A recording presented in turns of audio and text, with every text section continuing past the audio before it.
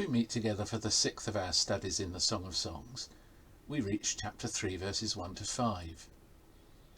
I'm reading once again from the New International Version, which says, "All night long on my bed I looked for the one my heart loves. I looked for him but did not find him. I will get up now and go about the city through its streets and squares. I will search for the one my heart loves. So I looked for him but did not find him. The watchmen found me as they made their rounds in the city. Have you seen the one my heart loves? Scarcely had I passed them when I found the one my heart loves. I held him and would not let him go, till I had brought him into my mother's house, to the room of the one who conceived me. Daughters of Jerusalem, I charge you by the gazelles and by the does of the field, do not arouse or awaken love, until it so desires." It's difficult to escape the conclusion that many students of this cycle of songs have made, that with chapter 3 verse 6, the wedding day of the young couple whose courtship has occupied us so far is finally reached. Indeed, it's no more than we might have expected. Their early, substantially physical attraction has deepened into something far deeper and greater. Their times together have led to a growing knowledge of and understanding of one another, and this has deepened their agonizing longings for sexual union.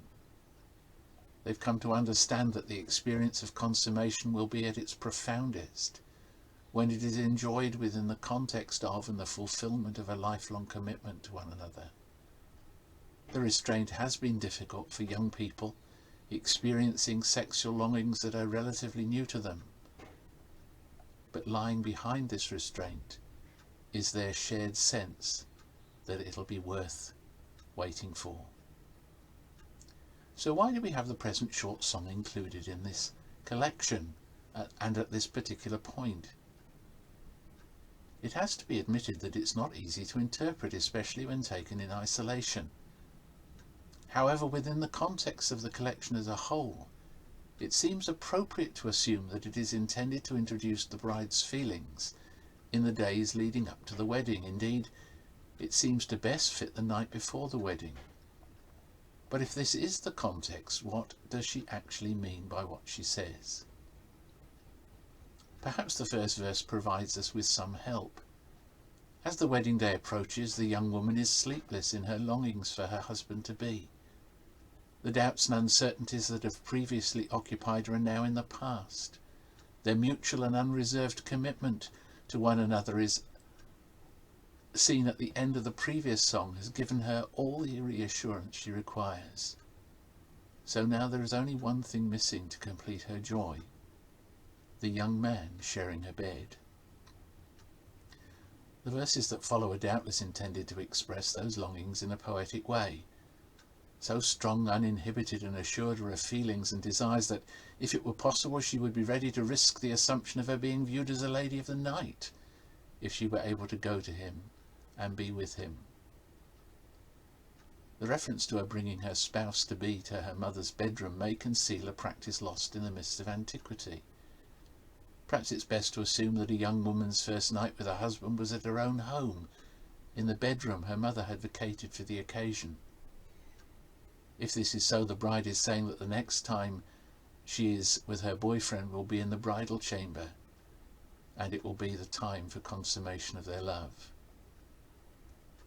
In this context, the phrase "the one whom my heart loves" is significant.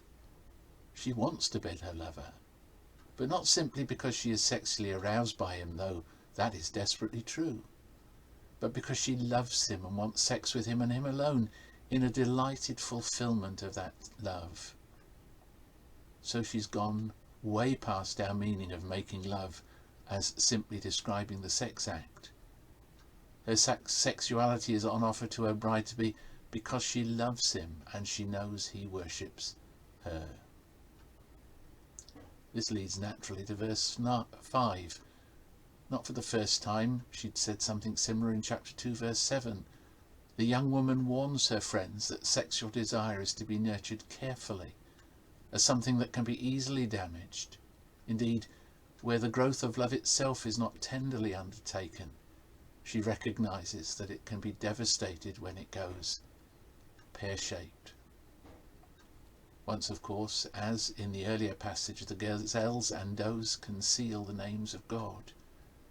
This appears here to have a double application. On the one hand, she is recognizing that her desires and the path that she and her fiancé have chosen rest under divine approval.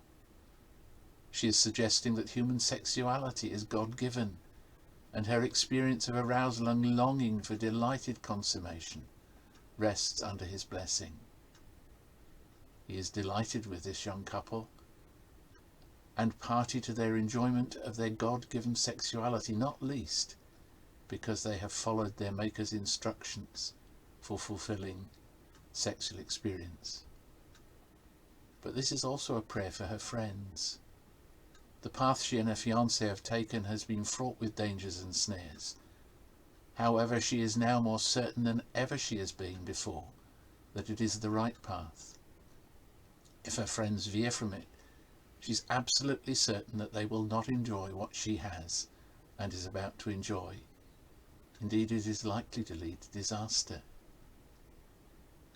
The fact that this appeal occurs at such a solemn moment suggests that we should not pass it by too quickly. All this suggests that this song is best understood as intended to give us a glimpse of the bride-to-be on the night before her wedding. She's sleepless with excitement.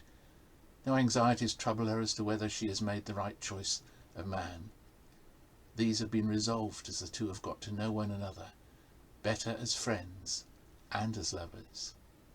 She is as sure of him as he appears to be of her, and now is the right time to enjoy what they have longed for, because it can be enjoyed in an embrace which is utterly secure and where the dangers of betrayal are past. She can give herself to him unconditionally, fully, excitedly, intimately, because she is sure that their love is deep enough to be enduring, come what may. And so with her, we await the dawn of her wedding day.